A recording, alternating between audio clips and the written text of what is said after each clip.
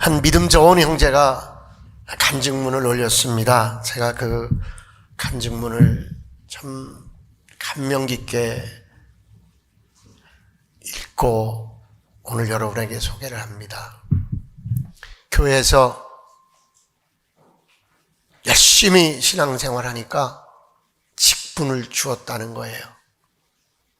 직분을 받고 또 직분을 받으면서 성경 공부하고 말씀 공부하고 깨달은 것이 너무나 귀해서 봉사를 하겠다고 마음을 먹었다는 거예요. 그래서 이제 교회 봉고차를 늘 끌고 주일마다 차량 봉사를 하는데 주변에서 자꾸 안 좋은 소리가 들리더라는 거예요. 자기가 너무 교만해서 그 차 타기 싫다라고 막 사람들이 목사님한테 그런다는 거예요. 자기는 복음을 전하고 말씀을 전하고 깨달은 것을 전하는데 성도들은 그걸 못 받아들인다는 거예요. 그런데 두 번째 고백은 어떤 고백이었냐면 자기가 그렇게 말씀을 전하고 교회에서 신실한 믿음의 일꾼으로 택함을 받았는데 정말 자기도 모르게 자기 안에 쓴뿌리가 있어서 그 쓴뿌리를 이중적으로 자기는 사용을 했다는 겁니다. 그러니까 교회 와서의 신앙생활과 세상에서의 신앙생활이 이중적이었던 거죠. 교회에서 깨달은 대로 성도들에게 강요한 대로 자기가 세상에서 살지 못하고 이중적 삶을 살았다는 것입니다. 근데 사랑하는 가족 중에 한 명이 큰 중병에 걸려서 하나님 앞에 살려달라고 기도하기 시작하는데 하나님이 말씀하시더라는 거예요. 얘야, 너 그렇게 살래? 얘야, 너 그렇게 살래? 아니, 제가 어떻게 살았는데요? 제가 교회에서 이렇게 피택도 받았고, 교회에서 이렇게 인정도 받았고, 내가 차량 봉사도 하고, 내가 이렇게 열심히 믿음 생활하는데, 왜 그렇게 살려고 말합니까? 하나님이 그러시더라는 거예요. 너에게 기도 제목이 있는 것은 내가 너와 대화하고 싶어서 너의 가족에게 기도 제목을 준 것이다. 눈물로 하나님 그게 무슨 뜻입니까? 하나님 그게 무슨 뜻이니까? 근데 복음이라는 바울이 말했던 복음이란 말이 확 막 눈에 막 확 크게 클로즈업 되더라는 거예요. 이 복음으로 내가 복음을 깨달았노니 너는 복음을 깨달았느냐? 너는 예수 그리스도를 깨달았느냐? 너는 말씀을 깨달았느냐? 네가 말씀을 깨닫고 예수 그리스도를 만나고 네가 지금 신앙생활 하는 거냐? 그게 막 너무너무 가슴에 와닿더라는 거예요.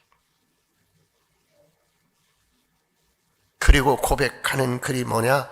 내가 복음을 깨달았다면, 내가 예수님을 제대로 만났다면 이중적 삶을 살지 않았을 텐데. 거기에는 뭐 이렇게 글로 나오는 거라 자기가 어떤 이중적 삶을 살았다라고 이야기를 안 해요. 근데 제가 느끼기로는 그분이 강원랜드에 자주 갔던 것 같아요. 강원랜드가 뭐 하는지 알죠? 바카라 하는데요. 이거 슬롯머신 하는데요. 아무도 모르게, 누구도 모르게 은행 통장이 빚으로 쌓여가고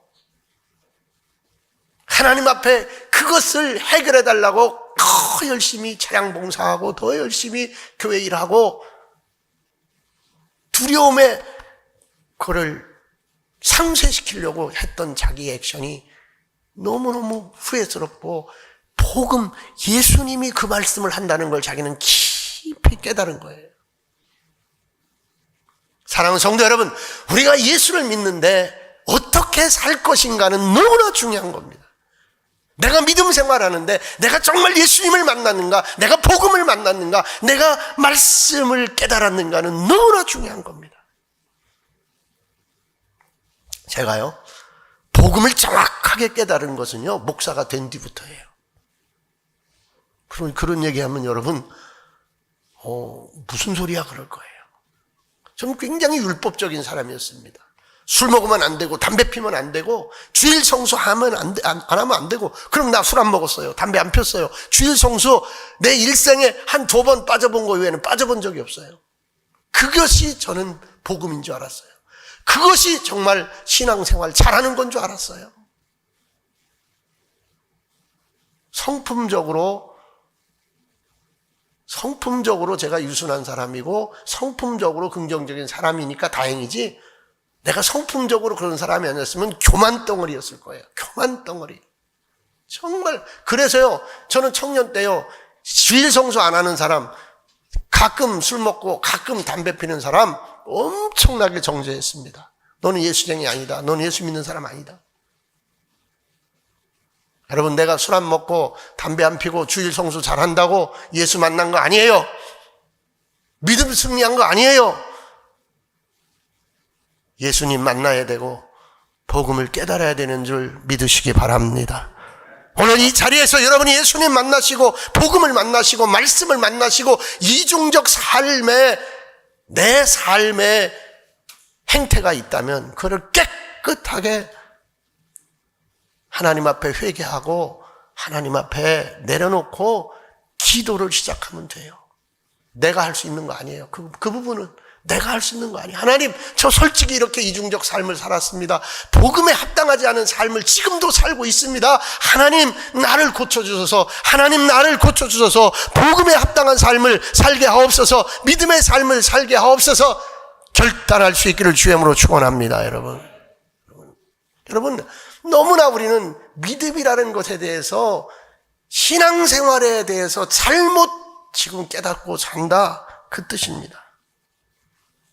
오늘 먼저 저는 내가 누구인가를 질문합니다. 우리는 세상에 존재합니다. 그러나 우리는 세상에 의존적 존재로 살지 않습니다. 내 삶의 자리는 세상이에요. 그런데 세상을 의존하여 살지 않는다는 말입니다. 왜? 세상을 사랑하지 않기 때문입니다. 내가 일본 땅에 살지만, 내가 미국 땅에 살지만, 내가 베트남에 살지만, 내가 내 조국 대한민국처럼 그 일본을 사랑하지 않고 미국을 사랑하지 않고 베트남을 사랑하지 않는 것과 똑같은 거예요. 내 삶의 자리일 뿐인 거예요. 여러분은 세상에서 삶을 살아가지만 세상을 사랑하지 않는, 세상을 의존하지 않는 그런 존재인 줄 믿습니다. 여러분, 이것부터 우리가 분명하게 이름표를 달아야 되는 거예요. 지식적으로 나에 대해서, 나의 존재에 대해서 명제를 내려야 되는 거예요. 결론을 내려야 되는 거예요. 세상을 사랑하지 않는다는 말은 무슨 말이냐? 육신의 정욕으로 이 세상의 자랑으로 살지 않는다는 거예요. 무슨 얘기냐? 네가 응답받지 못하는 것은 구하지 아니하며 구하도 응답받지 못하는 것은 네가 욕심으로 구함이라 그랬어요. 이걸 욕심이라는 거예요. 욕심. 기도하지 않았다는 게 아니에요. 욕심으로 신앙생활하고 욕심으로 믿음 생활하는 게 아니란 얘기예요. 육신의 정욕과 이 세상의 자랑은 우리가 사는 방법이 아니에요. 왜? 그것들은 안개와 같이 사라질 것들이기 때문이에요. 그러니까 예수 믿는 것이 꼭 내 육신의 정욕, 육신의 욕심을 이루는 발판으로 삼았다는 것, 그게 너무나 세상적이라는 거예요. 세속적이라는 거예요, 여러분. 기도한다고 다 그것이 하나님의 뜻을 이루는 게 아닙니다. 하나님, 나 100억 매출하게 해주세요. 그런 기도할 필요 있어요. 그러나 그것이 욕심일 때 우리는 그것이 믿음이라고 보지 않는다는 거예요. 하나님, 내가 서울대 가게 해주세요. 하나님, 내가 이번에 그 위치에 당선되게 해주세요. 그게 신앙생활 아니라는 거예요. 그건 이상의 자랑일 수 있다는 거예요. 내가 돈이 많다는 것, 내가 무엇을 가졌다는 것, 내가 어떤 위치에 있다는 것, 그것은 정욕이고 이생의 자랑일 수 있다는 거예요, 여러분.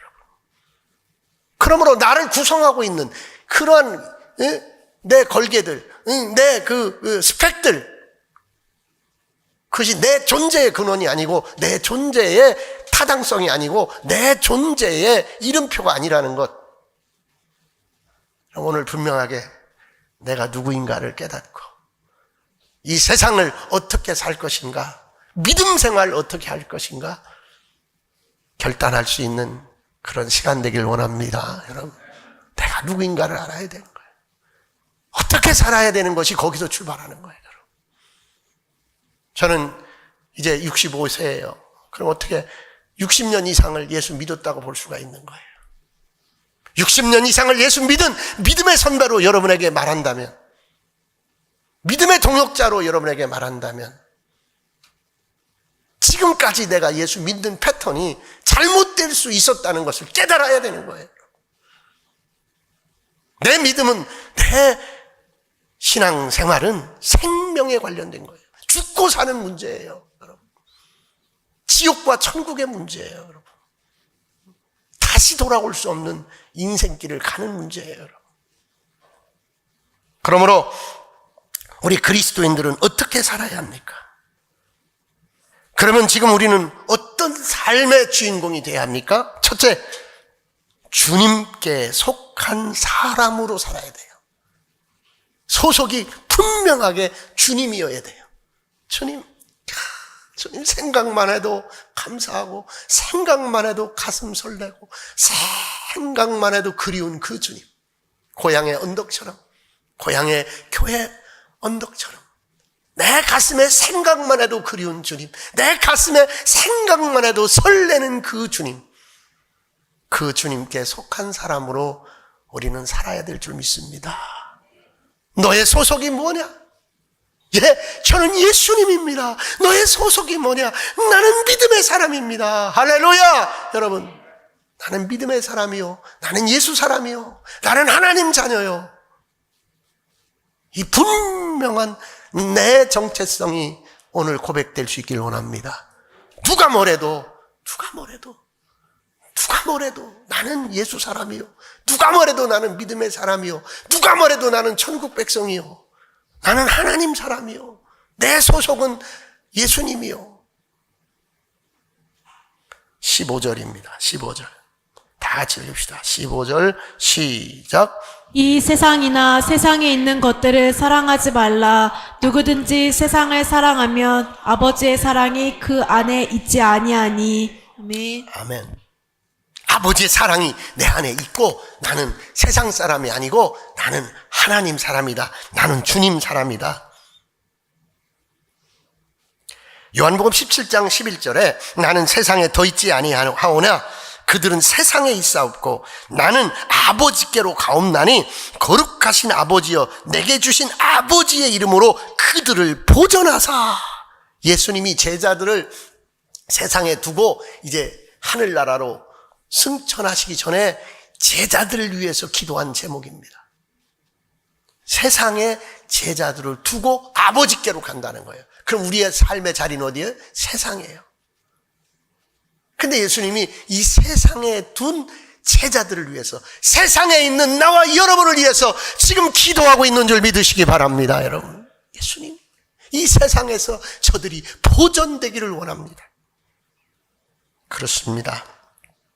저는 7년밖에 이 교회에 없습니다. 31년도가 되면 저는 은퇴하고 이 교회를 떠나야 합니다. 저는 예수님의 심정으로 여러분에게 말씀을 드립니다. 저는 7년 뒤에 떠날 것인데 여러분 앞으로 30년 이상, 앞으로 일생을 이 교회에서 내 인생의 이름표를 달고 내 인생의 신앙의 이름을 걸고 교회를 지키고 교회를 위해서 일할 수 있는 여러분 되기를 간절히 부탁을 드립니다. 예수님께서는 왜 이런 기도를 드린 것일까요? 원래 제자들은 세상에 속했기 때문에 세상에서 특별한 문제가 없던 사람들이에요. 근데 이제 예수님을 만났어요. 복음을 깨달았어요. 소속이 바뀌었어요. 세상을 사랑하는 사람이 아니라 하나님을 사랑하는 사람, 세상 사람이 아니라 하나님 나라 사람으로 바뀌었어요. 그래서 이제부터 문제가 생긴다는 거예요. 내가 예수 믿는 것 때문에 문제가 생기는 거예요. 내가 믿음 생활하는 것 때문에 문제가 생기는 거예요. 여러분의 삶 속에 내가 믿음 생활하는 것 때문에, 내가 하나님 사람이기 때문에 문제가 안 생긴다면 내 신앙을 한번 여러분이 점검해 봐야 되는 거예요. 수없이 문제가 생겨야 돼요. 수없이 문제가 생겨야 돼요. 요한복음 17장 16절에 내가 세상에 속하지 아니함 같이 그들도 세상에 속하지 아니하였사옵나니, 한마디로 말하면 제자들이 세상에 속하지 않게 되었다는 겁니다. 그렇습니다. 세상에서 세상과 함께 잘 살던 사람이 주님에게 속하게 되니까 미친놈 소리 듣는 겁니다. 미친년 소리 듣는 겁니다. 이때부터 문제가 생기는 거예요. 야, 니네 엄마 미쳤어. 큰일 났어. 니네 집 이제 망할 거야. 니네 엄마가 교회에다가 종탑 헌금하고 십자가 헌금하고 다 갖다 재산 바치고 니네 망할 거야. 미쳤어. 그렇습니다.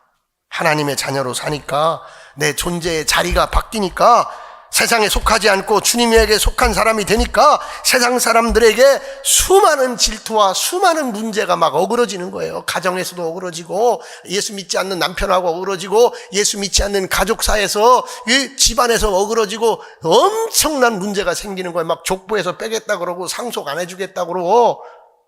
근데 이런 문제 하나도 없이 교회 와서도 할렐루야, 세상에서도 막 큰 예스 오케이. 당신은 세상 사람일 수 있어요. 예수님 사람인 것처럼 내가 그냥 자인식하는 것 뿐이지, 알맹이는, 속 생명은 세상일 수 있다는 겁니다. 결국 예수님이 제자들을 위해서 기도하는 것은 세상 속에서 사는 일 자체가 고난일 거라는 겁니다. 오늘 우리 안수 집사님 기도, 요즘에 기도가 얼마나 제 마음을 울리는지, 제 마음을 얼마나 격려하는지, 우리 교회가 갈 방향을 정확하게 얘기를 하는 거예요. 여러분, 그냥 은혜 받고 말씀 받고 은혜 받고 그냥 교회 와서 주일 성수하고 그러고 그냥 그러면 편해요. 근데 선교적 삶을 살려니까, 해외 선교하려니까, 농촌 선교하려니까, 마을 선교하려니까 얼마나 복잡한 일이 많은지 몰라요. 얼마나 귀찮은 일이 많은지 몰라요. 성도들을 식사 대접하고, 성도들을 위해서 공개하고, 성도들을 위해서 성전을 청소하고 여러 가지 일을 하다 보니까 얼마나 힘든지 몰라요. 그게 믿는 거예요. 내 삶에 아무런 부닥침이 없고 내 삶에 아무런 문제가 안 생기는 것은 내 신앙이 병들었다고 여러분이 보아도 문제가 없는 거예요. 말씀 때문에 울고, 복음 때문에 울고, 사명 때문에 울고, 예수님 때문에 우는 인생, 그게 어쩌면 예수님이 세상에서 보존되고 세상에서 보호되고 세상에서 승리하기를 원하는 제자의 삶인 줄 믿으시기 바랍니다.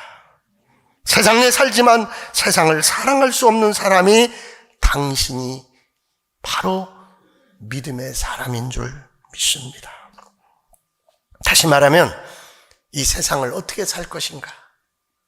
예수님의 기도처럼, 예수님의 돌봄 속에 살아가는 사람들 되기를 원합니다. 한번 고백합시다. 예수님, 나는 돌봄이 필요합니다.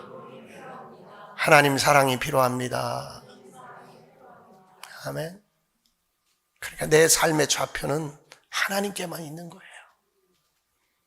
내 삶의 목표와 내 삶의 방향과 내 삶의 발걸음은 하나님께만 있는 거예요. 하나님이 눈물로 세운 그 교회 안에만 있는 거예요. 거기만 있는 거예요. 여러분,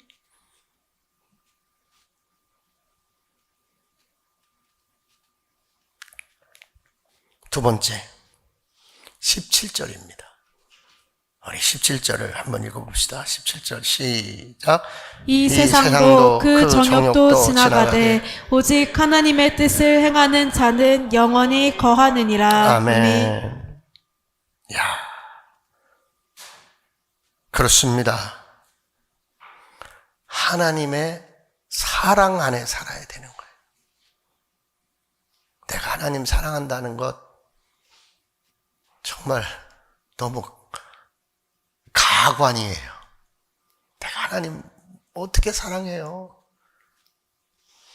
사랑한다면서 잠도 못 이기잖아요. 사랑한다면서 조금도 손해 못 보잖아요. 사랑한다면서 하나님은 없고 늘 옆에만 보이잖아요.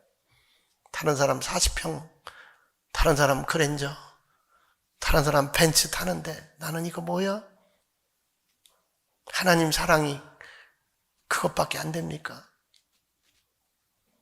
내가 이 강대상에서 받는 은혜를 얘기하면 저는 다 알거지가 되어도 교회가 산다면, 교회가 하나님 안에 존재한다면, 세상의 빛과 소금이 된다면 나는 그 길을 가리라.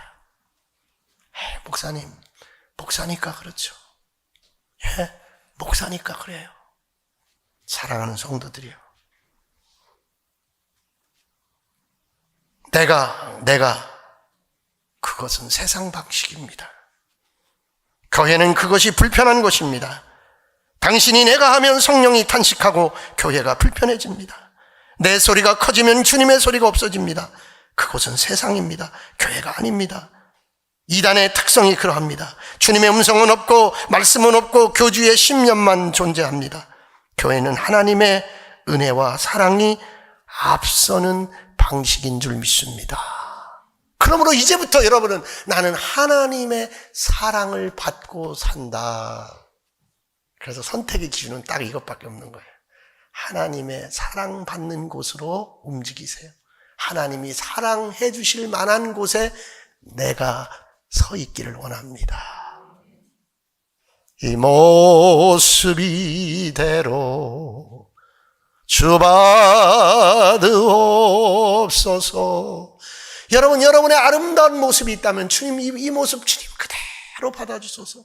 주님이 나를 사랑해 주는 모습이라면 나는 이대로 살기를 원합니다. 뭐 큰 거 하려고 하지 마세요. 이중적 삶을 처단해 버리세요. 복음을 깨닫지 못했던 삶을 안타까워하세요. 헛산 거예요. 복음이 없는 하나님의 사랑이 내 안에 없는 것은 헛산 거예요. 헛된 신앙생활 한 거예요. 세상을 사랑하지 않는 것, 교회가 세속화되지 않은 것이 그거다 그러면 주일날 밥해 먹지 말아야 되고 주일날 뭐 하지 말아야 되고 이런 세속화의 기준을 세상과의 격리로 본다면 다 수도원으로 가야 돼요. 그게 아니에요. 세상은 이 요한 장로가 말하는 세상은 그런 게 아니에요. 세상이 교회에 들어왔다, 세상이 내 신앙 속에 들어왔다, 세상을 사랑하니까 하나님 사랑이 없다 이거예요. 세상과 하나님은 공존할 수 없는 거예요. 그 사상이 뭐냐는 거예요. 요한이 말하는 세상의 의미는 우리가 얼마나 세상적이며 세상을 사랑하는 자로 살고 있는가를 깨닫게 되는 거예요. 얼마나 내가 세상을 사랑하는 사람인가, 얼마나 내 삶의 패턴이, 내 삶의 철학이 세상적인가를 요한은 정확하게 성도들에게 지적해 주는 거예요. 지금 놀라운 메시지예요. 수도원처럼 격리되어 살아가는 그들. 그런데 보세요. 수도원이 세속화됐다는 말이 뭐예요? 수도원이 세상이 됐다는 말이 뭐예요? 가시적이고 물질적인 것을 뜻하는 것이 아닙니다. 하나님을 믿지 않고 하나님을 의지하지 않는 모든 사고방식을 지칭하여 세상이라고 일컫는 거예요. 뭐예요? 세상은 뭐예요? 내 생각이에요. 세상은 뭐예요? 내 문화예요. 세상은 뭐예요? 내가 추구하는 것들이에요. 여러분.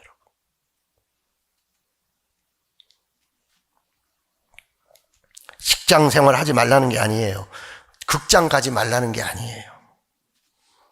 하나님의 사랑 없이는 나는 살 수 없다라는 그 깊은 고백이 없이 내가 해야만 된다는 것, 내가 이렇게 살아야만 미래가 있다는 것, 그게 세상이에요. 그게 세속이에요. 내가 이렇게 살다가 죽더라도, 내가 이렇게 살다가 내가 십자가가 10개, 20개가 내게 있더라도 이게 하나님을 사랑하는 방법이라면 나는 그 길로 가겠다.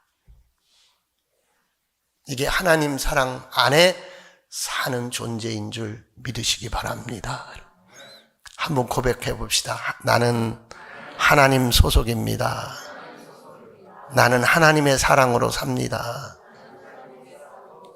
이게 뭐냐면 나의 에너지의 원천은 하나님이다, 그 뜻이에요.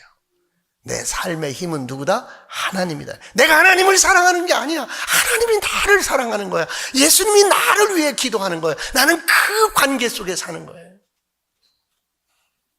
못한단 말 하지 마세요. 내게 능력 주시는 자 안에서 내가 모든 것을 할 수 있느니라. 나를 위해서 기도해 주시는 주님 안에서 내가 할 수 있다. 나를 사랑해 주시는 하나님의 사랑 안에서 나는 할 수 있다.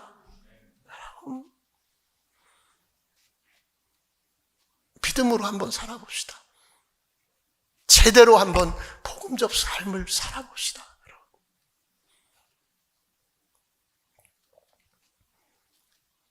그러므로 교회 안에 세상은 얼마든지 존재합니다. 자신의 힘으로 뭔가를 이뤄보고자 할 때, 하고자 하면 못 이룰 것이 없다는 말, 그것이 곧 세상이며 그것을 가리켜 교회의 세속화라고 말하는 겁니다. 너무 지나치게 비전을 얘기하는 것도 세속화입니다. 너무 지나치게 목표 지향적으로 가는 것도 세상적입니다. 세속적입니다. 나는 주님 편입니다.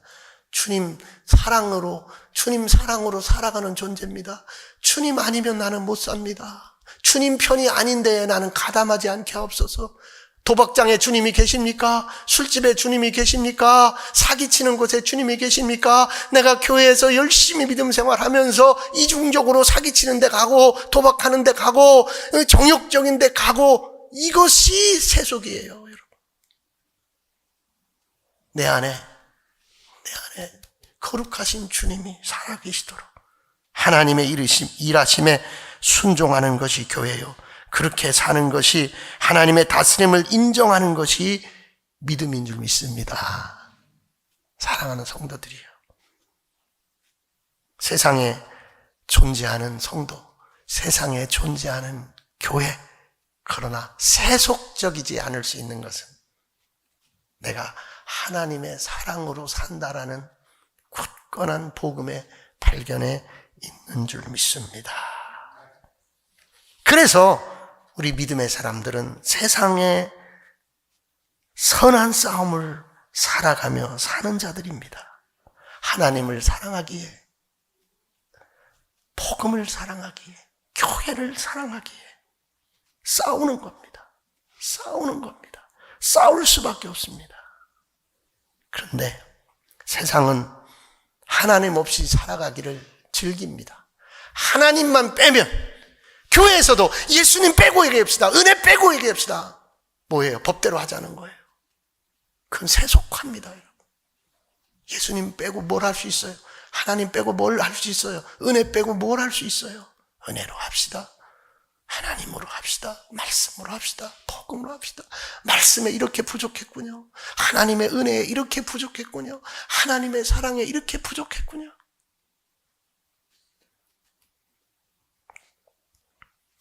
16절 한번 보겠습니다. 16절 시작.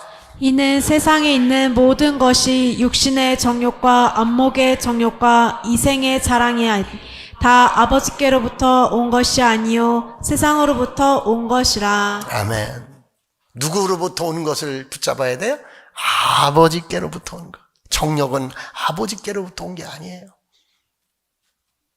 자랑은 아버지께로부터 온 게 아니에요. 세상으로부터 온 거예요. 그래서 대만은 세상을 사랑함으로 바울을 떠날 수밖에 없어. 복음을 떠날 수밖에 없고 교회를 떠날 수밖에 없었어. 당신의 삶의 방법이 하나님의 사랑에 근거하지 않는다면, 하나님과 연결된 그런 구조가 아니라면 어떻게 살 것인가의 문제에서 교정이 있어야 되는 거예요. 어떻게 살 것인가? 정욕으로 살 것인가? 이생의 자랑으로 살 것인가? 안목의 정욕으로 살 것인가? 하나님의 사랑으로 살 것인가? 하나님, 나는 하나님 사랑 아니면 살 길이 없습니다. 나는 예수님의 중보기도가 아니면 살 길이 없습니다. 우리 야고보서 4장 4절에 보면 세상에 벗된 것이 하나님과 원수됨을 알지 못하느냐. 그런즉 누구든지 세상과 벗이 되고자 하는 자는 스스로 하나님과 원수되는 것이니라. 여러분, 세상을 너무 즐기지 마세요. 누리세요. 즐기지 말고 누리세요. 세상을 정복하세요. 세상을 다스리세요. 세상에 매여 내가 추종하지 말고, 세상의 상황에 내가 추종자가 되지 말고, 세상을 내가 끌어서 하나님 앞에 제물로 바치는 멋진 인생의 출발이 여러분에게 있기를 간절히 소망합니다. 내 앞에 펼쳐진 수많은 사연들, 그 사연에 내가 쫓아가지 말고, 그 사연에 내가 묶이지 말고. 왜 그래요? 목사님, 작은 아버지가 좀 보자입니다. 왜 보재? 근데 왜 주일날 보재? 당신 장로잖아. 당신 직분자잖아. 작은 아버지, 아무리 급해도 저는 주일날은 하나님 뵈러 가야 됩니다. 그럼 제가 주일 지나고 월요일 저녁에 가서 뵙겠습니다. 이게 내가 일생 살아가야 될, 어떻게 살 것인가의 기준이 될 수 있습니다. 사랑하는 성도들이요, 다니엘이, 요셉이 왜 총리가 됐습니까? 왜 하나님이 그를 높였습니까? 그의 삶의 방법이 세상적이지 아니하고 그리스도적이었기 때문에. 우린 너무 약해요. 저를 포함한 얘기예요. 너무 세상 상황에 약해요. 너무 세상 상황에 너무 민감해요. 하나님이 나를 사랑해 주신다면 빙산이 몰려와도, 폭풍우가 몰려와도 나는 두렵지 않습니다. 이 폭풍우가 나를 삼키면 나는 바로 천국으로 옮겨갈 것이고, 이 폭풍우가 나를 덮쳐도 주님 안에서 나는 보호될 것이고, 하나님이 나를 사랑해 주신다면, 예수님의 중보기도가 나를 인도해 주시고 계시다면, 나는 이제 주님 안에서 주님의 사랑받으며 살아가겠습니다. 한번 따라합시다. 주님 안에서 주님 사랑받으며 살아갈 것입니다. 믿습니까? 다짐합니까? 그렇게 결정합니까? 요셉 같은 청년이요, 실망하지 말지라. 때가 이르면 이루리라. 여러분, 때가 이르면 이루리라. 기도하겠습니다. 우리 한번 통성으로 한번 기도합시다. 하나님 앞에 한 1분 정도